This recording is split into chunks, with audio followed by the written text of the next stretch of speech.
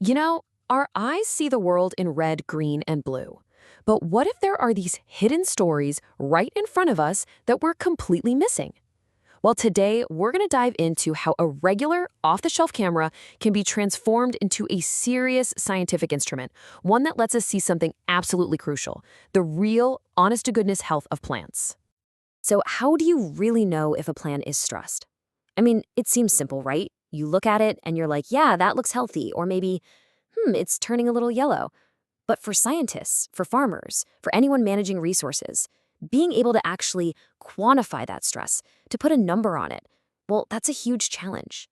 So how do we get past just a gut feeling and get to the real hard data? Okay, so when it comes to answering that question, you've basically got two paths you can take. On one side, you've got the super high-tech science. We're talking incredibly expensive sensors, teams of experts, the whole nine yards. And then you've got the approach this study took. A path that is, believe it or not, radically affordable, super simple, and accessible to pretty much anyone. All right, so let's dig into that first path for a second, the high-cost science problem. There's a fancy term for it, high-throughput phenotyping. It sounds complicated, but really, all it means is measuring a whole bunch of plant traits really, really fast. And look, this isn't just some abstract academic thing. Understanding plant health on a huge scale is absolutely fundamental. We're talking about global food security here, about managing precious resources like water. There's an old saying, if you can't measure it, you can't manage it. And that is so true in this case. The big problem, though, is that the best tools for the job are basically locked behind a massive paywall. You've got the super expensive sensing gear, crazy complex lab setups, you need whole teams of specialists, and the data processing alone is a nightmare. All of this means that cutting-edge science is just out of reach for so many people. Researchers, students, even the folks who are actually growing our food. Okay, so how do we break down those walls? Is there a way to just bypass all that complexity? What if, and this is a big what if, the solution was already sitting there, on a shelf at your local electronics store? And that's the big, bold idea these researchers wanted to put to the test. Could a regular camera, the kind you might take on vacation, actually give you data that's good enough for real science? Could it actually replace those super specialized, super expensive sensors? And get this, the setup was just brilliantly simple. We're talking a Nikon DSLR camera, less than $1,000, and for their professional lighting rig, they built a lightbox out of a cardboard box, some tape, and a few cheap LED lights.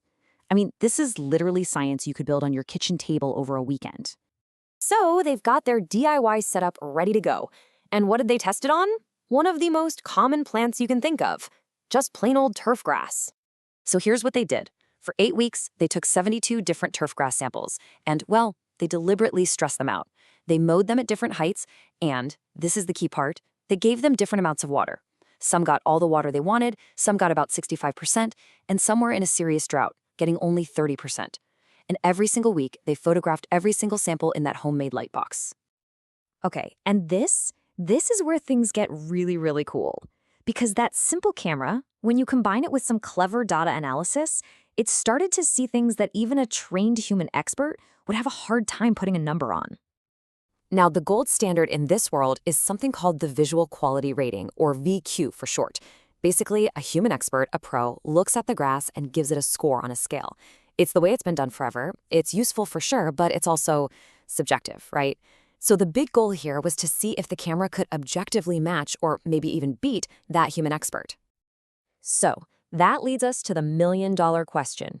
When you analyze all the millions of pixels in these photos, what's the one thing that best predicts what the human expert is going to say? What was the camera actually seeing that matched up so well with our human idea of health? Now, your first thought is probably the same as mine was. It's got to be the amount of green, right? The more green pixels, the healthier the plant. Simple. But nope, that wasn't the strongest signal.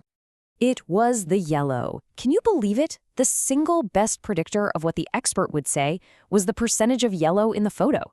It turns out measuring the signs of stress was way more powerful than measuring the signs of health.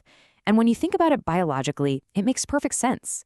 As a plant gets stressed, that bright green chlorophyll starts to break down, and it reveals the yellow pigments that were actually hiding underneath the whole time.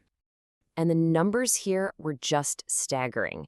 They found this incredibly strong negative correlation, negative 0.89, between the percentage of yellow and the expert's rating. All that means is this. As the amount of yellow went up, the health score from the expert went down. And it did it in a super predictable, almost lockstep way. So building on that yellow discovery, the researchers started creating all these new ways to measure things just from the simple color data.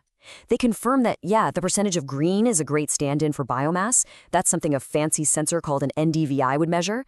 But then they invented brand new metrics from the photo data, things they called BA ratio and HSVI. And these new metrics lined up with super complex stuff, like specific plant stress and even near-infrared reflectance. I mean, these are things you normally need crazy expensive specialized gear to see at all. So does this mean we should all just throw out our expensive lab equipment and start using our phones for science? Well, not so fast. It's a little more complicated than that, and it really points to where this kind of research needs to go next. See, the researchers also tried applying all the standard photo corrections you'd expect. Fixing lens distortion, adjusting the color balance. You'd think that stuff would always make the data better, right? Improve the accuracy. Well, the reality was a bit of a mess. The results were all over the place. Sometimes a correction helped, but sometimes it actually made things worse. And it all depended on what they were trying to measure. And this brought them to a really important conclusion. As they put it in the paper, their findings highlight the need for more standardization. Basically, if this super accessible, powerful technique is going to be used by everyone, then everyone needs to be playing by the same rules.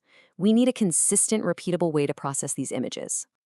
All right, so let's boil this all down. What are the big takeaways? 1, your regular camera is a way more powerful scientific tool than you probably think. 2, the most important clue about plant stress isn't always the obvious one. Remember, it was the yellow, not just the green. 3, with a little bit of smart analysis, a simple photo can stand in for some really complex sensors. And finally, number 4, for this to become a real revolution, the science community needs to get together and standardize how it's done. And that leaves us with one final, kind of mind-blowing thought. Yeah, this study was about turfgrass in a little lightbox, but the principle behind it, that's universal. It really makes you wonder, right? What other huge scientific discoveries are just hiding in plain sight, waiting for us to find them, with the amazing affordable cameras we all carry around in our pockets every single day?